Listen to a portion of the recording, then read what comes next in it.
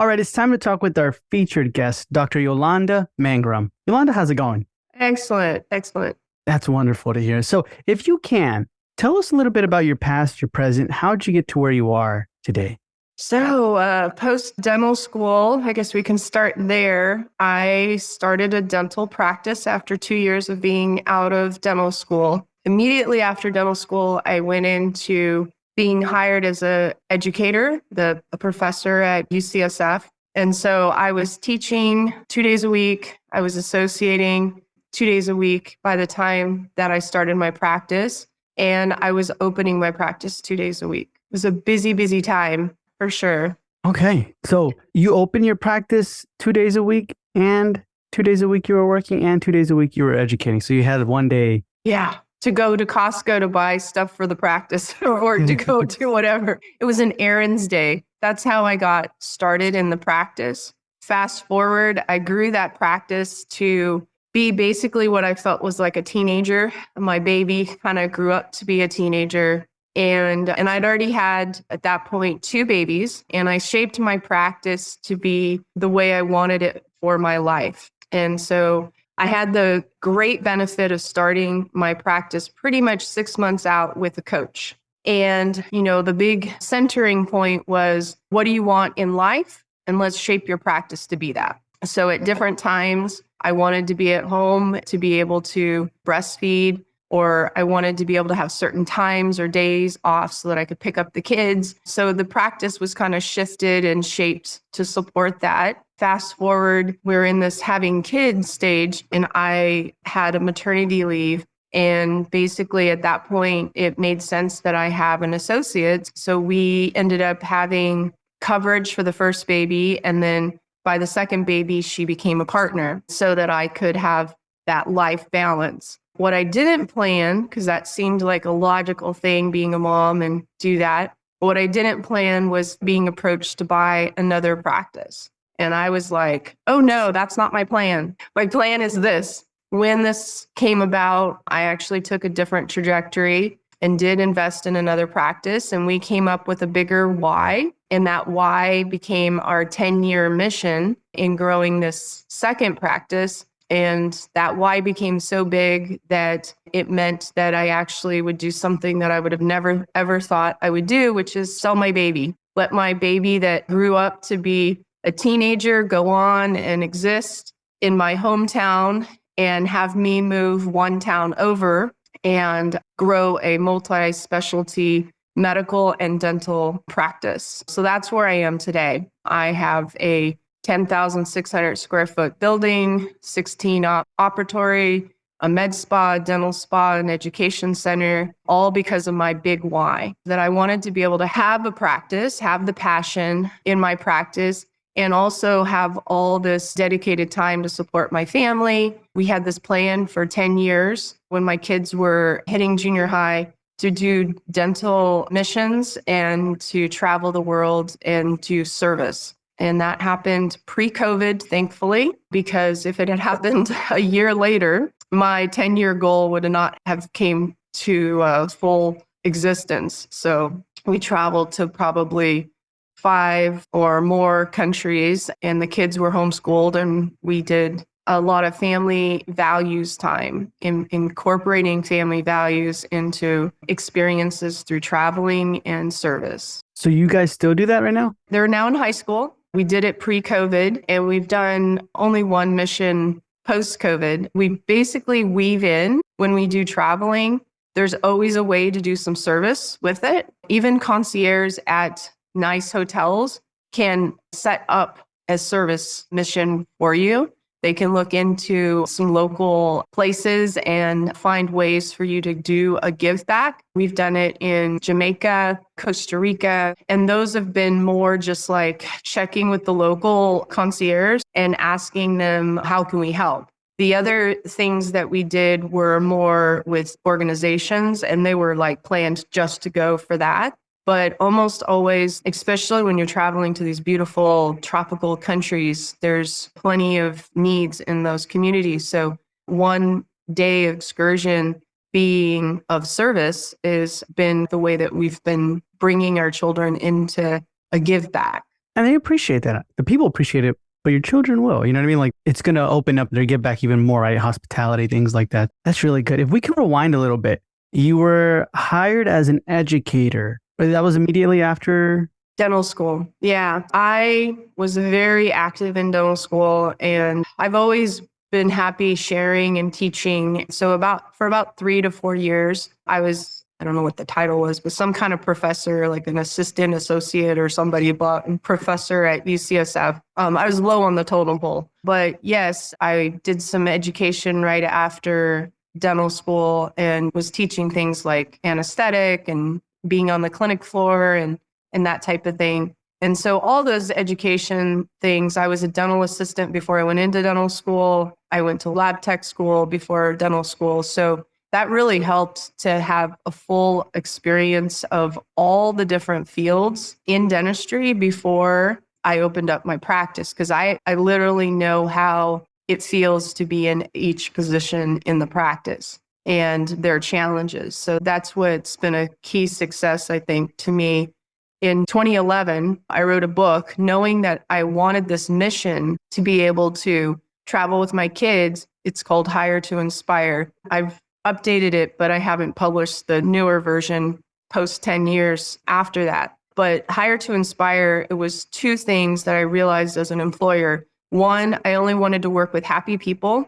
And two, I only wanted to work in partnership with them. And that meant that I needed to be surrounded by leaders, people that were working on their leadership development. And I never want to be in a management position. When I hire people in my practice, I sit down and I have a conversation with them about purpose. Ikigai is a term in Japanese that's called your reason for being. And so we start from the very beginning on our onboarding, which is part of the Hire to Inspire process, which is basically to, from the beginning, make sure that we have matching core values and that we have purposeful work.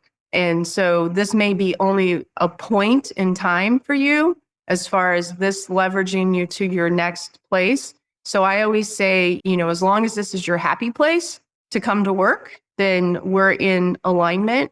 But I only want to work with happy people. So if we get to the place where you really find that your passion is somewhere else, then I'm going to help you to find your happy place. And that means we'll continue our journey, but in a different way. So you will go off to be, say, a hairdresser, which ironically yesterday, one of my former employees did, or we'll stay here and we'll continue to grow together. But ultimately, we all have to be continuing to grow and be passionate about our work. So Hire to Inspire was a shift in 2011 for me. And I literally took each chapter and I sat down and I read it out loud with my team, many of which are still here with me, many who also have came and I've supported to go off into other areas. So the idea is just to continue to inspire them to look for what their purpose is. So that's our onboarding process, is to really get things straight about our core values, who we are. I have a culture handbook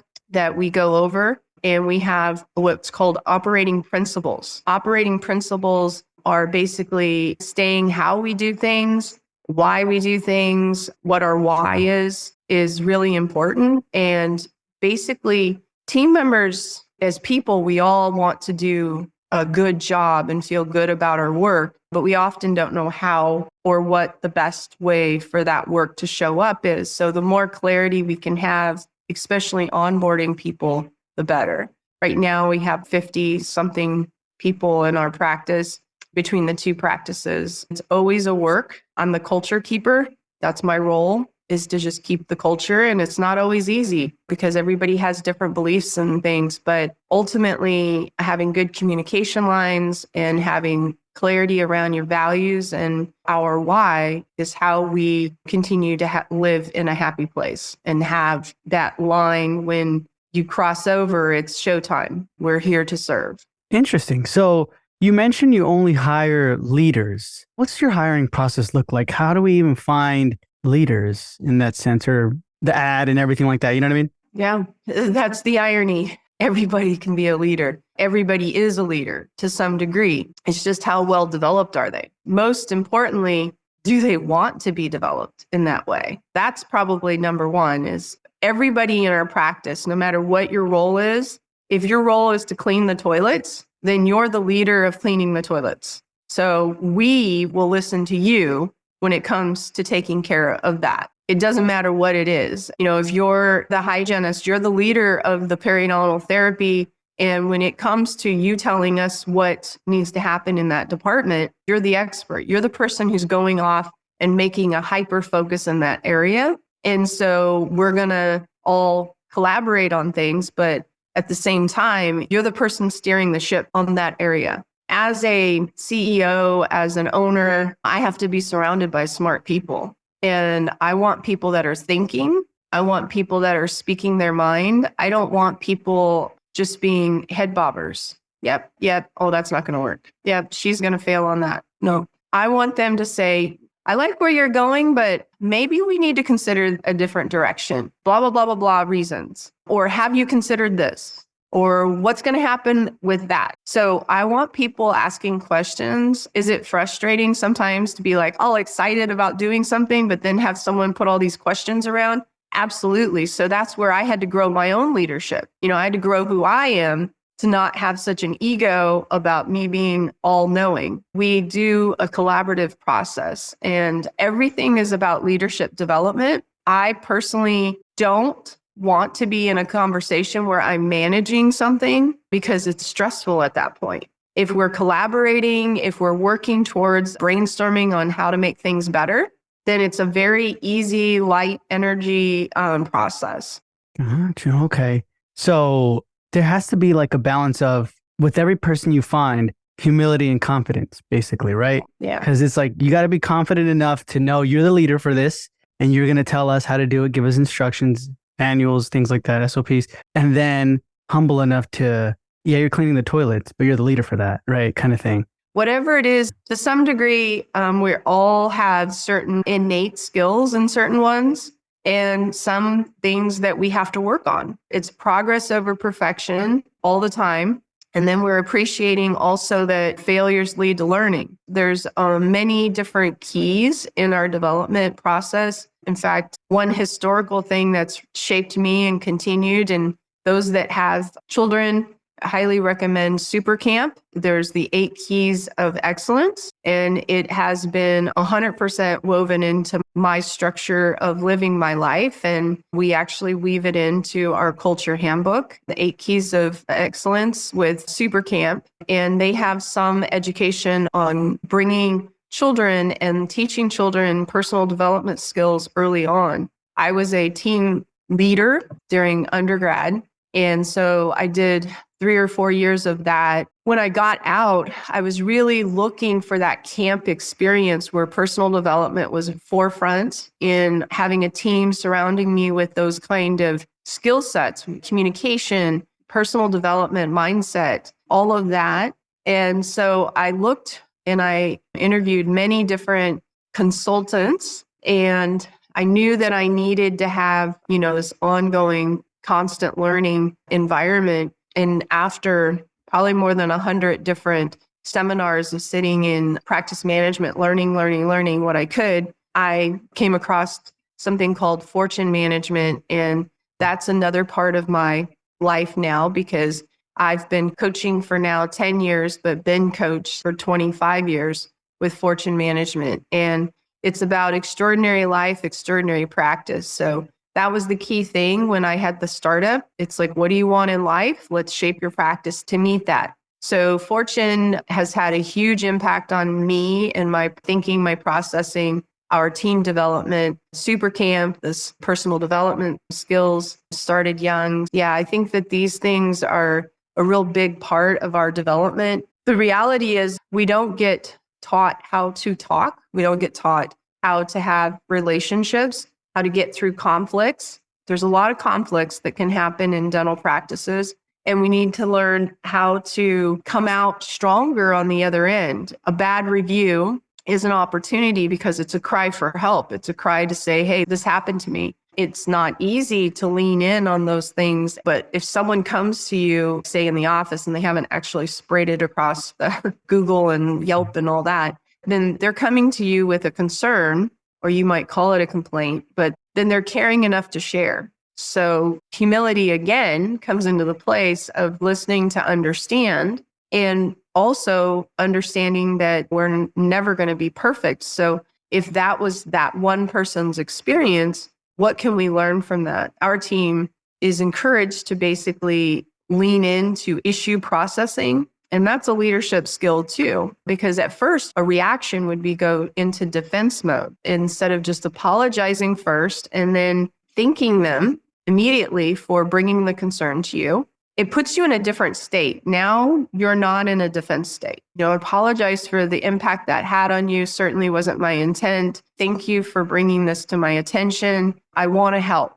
Boom. You just say those things to anybody that is upset with you at any time. Now, how would you feel about that? Yeah. If I said that to you and you were upset with me, how would you feel? I'd feel calm. I'd be like, oh, wait, okay. I feel, you know what? I feel heard, validated. Like, oh, okay, you're listening to me. Yes. So part of Fortune's training is to understand that there are human needs. People have human needs. We don't know what's going on in their life.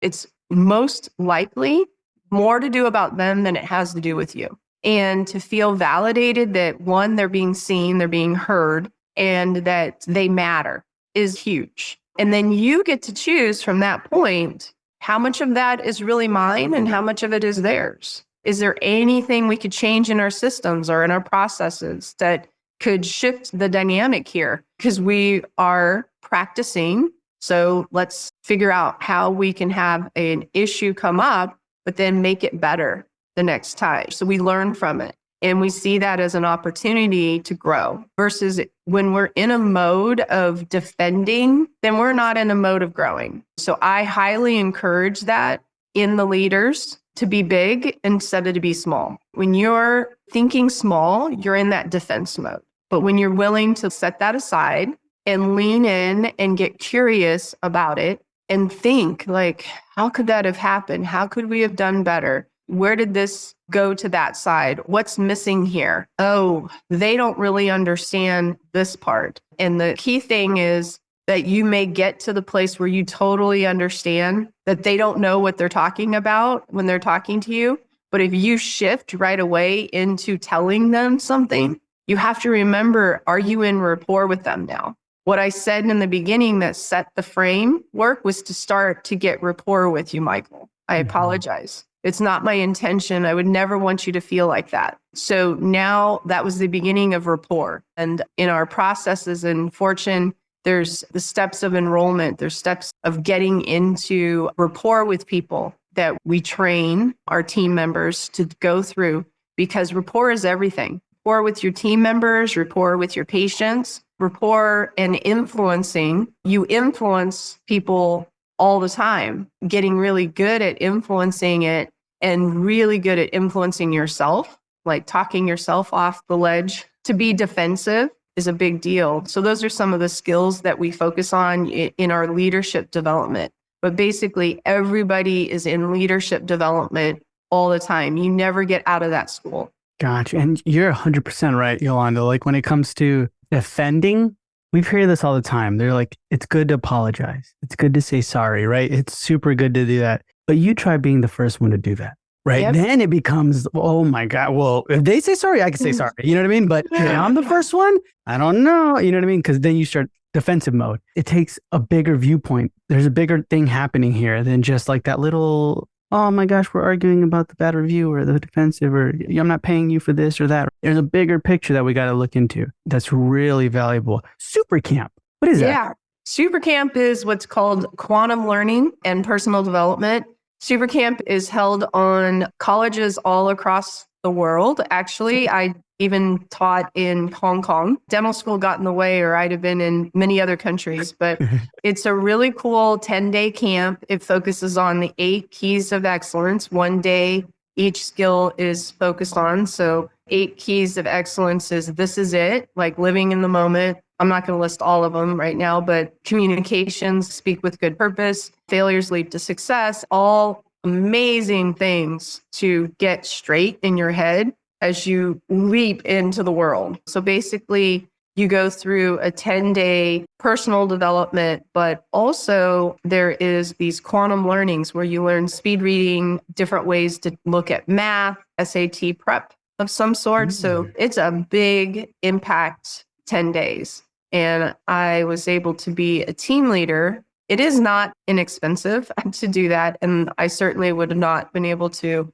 attend from a financial standpoint at that point. But as a team leader, I got to absorb a lot of those teachings and I was taught to teach them. So it was like the best of all worlds. Nice. Okay. So you were able to absorb as much that you still carry it on until today. Yeah. From what we're talking about, right? Yeah. One of the things I wanted to ask you is, it sounds like from the beginning, you've had, I guess, like a mission or my children. I want to be with them. I want to be with my family and everything like that. How did you keep that mission in front of your eyes this whole time? For example, I'm opening a practice, then you're just, that's my baby. I got to do that practice. Then another one, then we get mom guilt and stuff like that. How did you keep that mission in front of your eyes? Yeah, it's a daily mindset for sure. And it's what you're saying yes to means what are you saying no to? You always have to look at your yeses and your nos. And you also have to be really focused on your why. Is it bringing you closer to your why? I certainly have made more mistakes than it feels like anyone in making this mission come together, and people think that success is just straight up, but it's like this, you just dip and then you come back up and you dip and you come back up. You win, you lose, you win, you lose. It's just a matter of better the next time. And that's where leaning into issue processing, leaning into facing the things that didn't work. And it's about getting back on the bike and continuing to pedal. So I know that with my kids, it was definitely always the centering for me and why I was working and how we were developing the team members. The good thing is that I happen to be one of those people that really enjoy service and support. And I get a lot out of seeing people grow more than my own successes. It gets me really excited to see someone figure something out and to have been this little part of it, or maybe just enough to get them to jump up. So in my lifetime, in the beginning, we got a Post-its and we got a big board, and my husband and I, boyfriend at the time, said, okay, what do we want to accomplish with this practice? Fast forward, looking 10 years from now, looking 20 years from now, what do we want to see after all of our years of work? And that's where being in the future is really valuable, because now you get your why, but then you have to come back and we have to be in now. What can we do now? What's the best resources now? Because if we're always just like dreamy over here, then we're not actually accomplishing things. And the other thing is that if we're always looking back, what ifs, should haves, could haves, wished of, wished. If I'd only known, then now we're not doing anything about the now.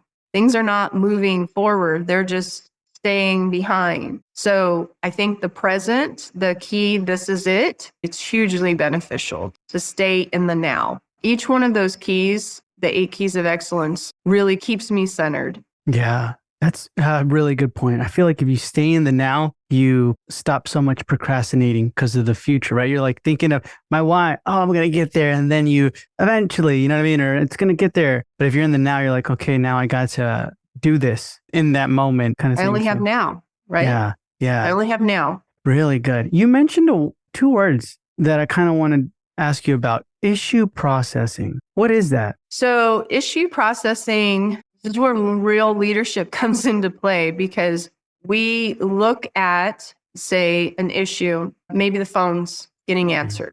You take an issue and we all put our emotions aside and we look at it and how could we do that better? And if we're in a process of brainstorming with all these different people, like, how can we get this better? How can we get this better? And the focus is around that one issue. Now some solutions start coming up. What I'm not a fan of is having someone hand me their monkey and then I'm supposed to put their monkey on my back.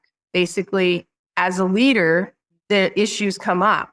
But if they just want to say, here's my problem. So I don't need people coming to me with their problems, basically. That's their monkeys. And I want to be able to support people to figure things out. I want to be able to support them to be making some decisions. In fact, we have a process called decision tree. So basically, my goal is to help them to know which decisions they need to just make and which decisions they need to bring to me. So in a tree, for instance, I'm the roots, in the trunk, but I want my team members to make some branch decisions or at least the leaf decisions. I don't want them bringing me all the leaves. I don't want to be raking up all those leaves all the time because then that's a whole different level of energy. I want them to feel empowered to make some decisions. So when they're part of issue processing, then they can understand how I'm thinking, what I'm thinking. For instance, a patient's upset and they're complaining about their crown. Maybe you don't give the entire crown away. Don't just say, we're going to do it for free. Don't worry. I don't want you to be upset. Yeah. Maybe we come up with a better decision. So as a leader leading leaders, I'm careful to squish them in a place when they've made a decision. And then I said that was a bad decision. So I have to develop them in that regard. So I want them to stay open to possibilities in that issue processing. I want them to have some initiative. I want them to be willing to defend their decision. So why did you decide that?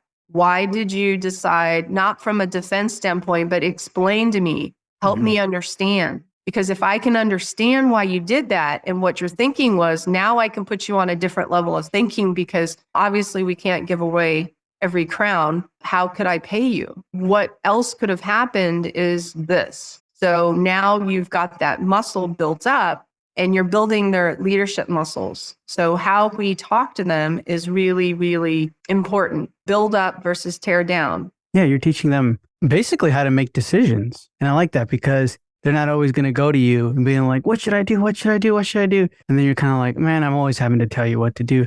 But I guess it comes back to us as a leader where we never help them develop that muscle, like you said. Yeah, teach them to fish. Yeah, teach them to fish. I like that. So then if we fast forward a little bit more, you were approached to buy another practice. Yes. And your why changed. So what was your why before? So my why before had much to do with being able to have choice, picking up my kids after school, be able to comfortably care for them as a mom, a working mom. And then when I took on the partner, I thought my why was going to be so that I could be like PTA mom. I could be very active in school and spend a lot of volunteer hours doing things, but still make enough money and be able to be at home. And so I was preparing for 50% work type thing. And then this other big opportunity came up and my knee jerk was, no, that's not my why. That would mess up that. And so then my husband and I sat down literally on the staircase up there. We said, what's the bigger picture here with raising these kids? What do we want? What is our job as a parent? We want to make sure that they have the values and their own leadership to lead their own lives. If they're always dependent on us, that would be a problem. Not that I couldn't have done that as my other plan, but there became this bigger opportunity because we literally have been in the same home, in the same town, growing up in this little area. And we didn't really want them to just have this little microcosm of life. We wanted them to have the humanity to understand the whole world and that the whole world was an opportunity for them. But how do you travel and expose them to things like that? In the current position I was in, even with bringing on an associate and now having that as a partner, I was not necessarily making money unless I was there. So if I clocked out, say for a month, then my income stream is going way down. Ultimately, the idea of go big or go home, I guess, came in. The thing is about being small, you either stay small or you go big. And in the middle, you get pounded on with all kinds of business growth and changes. And that was something that was really clear. We were reaching the middle ground with that practice that had its own challenges, its own growth challenges. So ultimately, the goal of our family and the idea came into play to be able to travel with them. And for 2 years, we did that. We homeschooled them. We traveled basically about every month. 6 weeks at a time was our biggest one. And then 2 weeks being gone was our normal time. So we'd come back, we'd go. So we were traveling a lot. Each place had a different perspective and a different reason for being there. But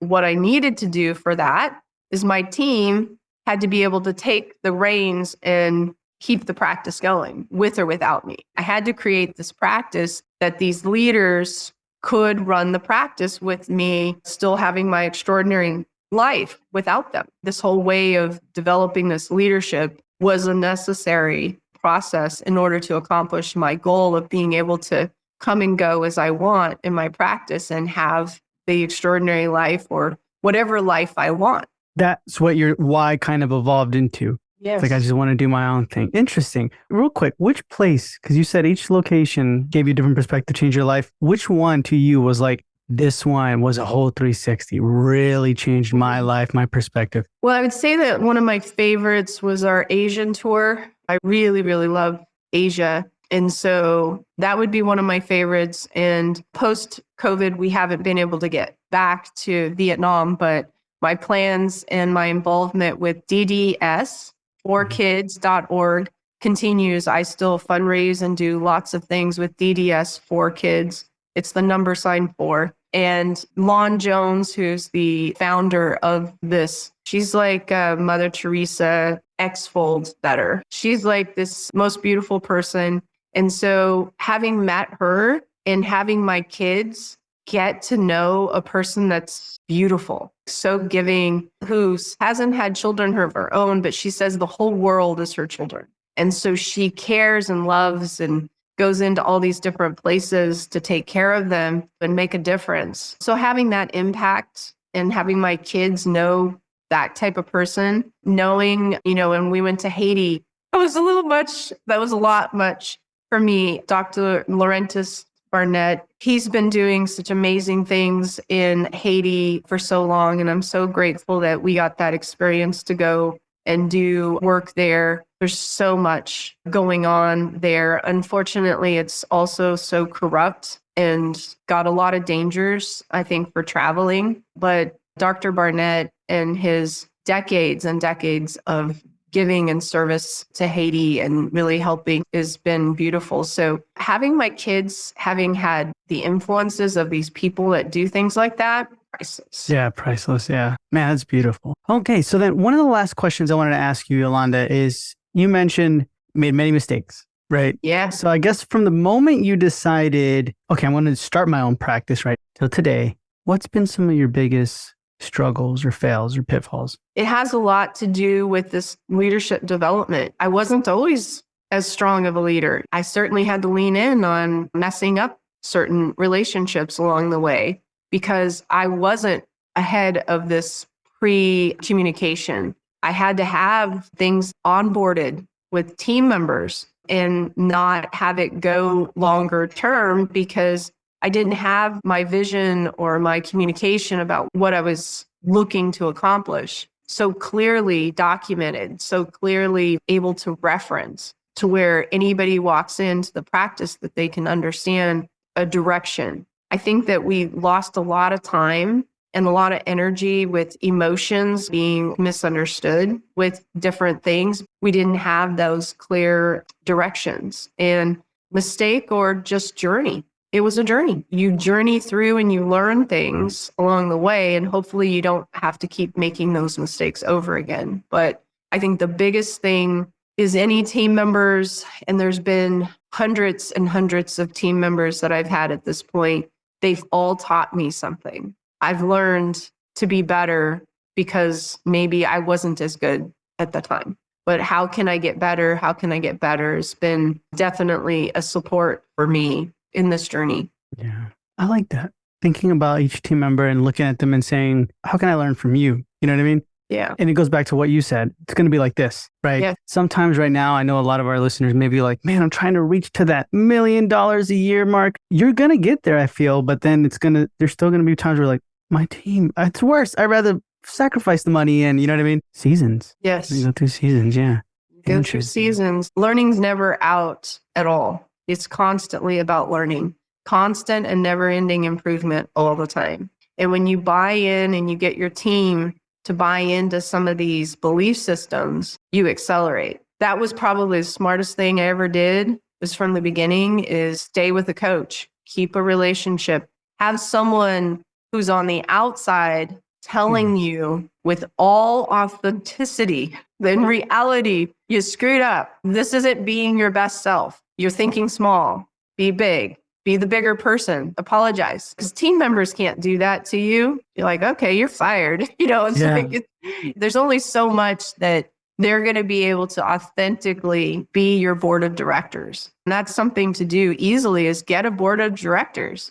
Get people, be a board of director for someone else, and get mastermind groups together and speak authentically to each other. You're not perfect. This could have gone better this way. And recognize that when someone's giving you an opinion, there's plenty of them. Maybe that one is not exactly the right one, too. Just because people have an opinion doesn't mean that you need to embrace that opinion, too. Think through it. Continue to be a critical thinker. Wonderful. Yeah. Thank you so much, Yolanda, for being with us. It's been a pleasure. But before we say goodbye, can you tell our listeners where they can find you? You can find me, Yolanda Mangrum, at Fortune Management, which is fortunemgmt.com. That's my email. Or you can call me on the phone, 707-478-6394. I'm always happy to help in any way. It's really a beautiful journey, and try to be really nice to yourself. You work really hard and your intentions are straight. So be nice to yourself. Self-talk and self-love is